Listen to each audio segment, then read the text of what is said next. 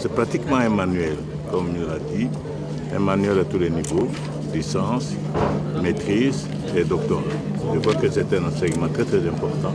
C'est un ouvrage très intéressant, bien sûr assez volumineux, mais un ouvrage intéressant puisque dans ce domaine, nous n'avons pas beaucoup de publications. Je me sens satisfait dans le sens que, voilà, après plusieurs années d'enseignement de la macroéconomie, il faudrait quand même laisser quelque chose pour améliorer ce que nous donnons comme contenu à nos étudiants.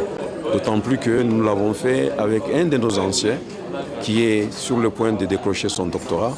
C'est pratiquement un travail qu'on peut considérer comme le passage du flambeau, de l'ancienne génération à la nouvelle génération.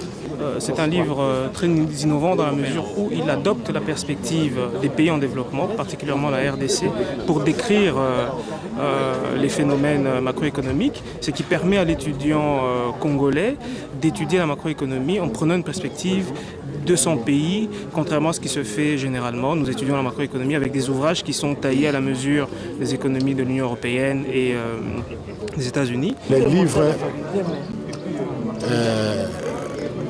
expliquent très bien comment on peut s'en servir pour bâtir certaines politiques de développement.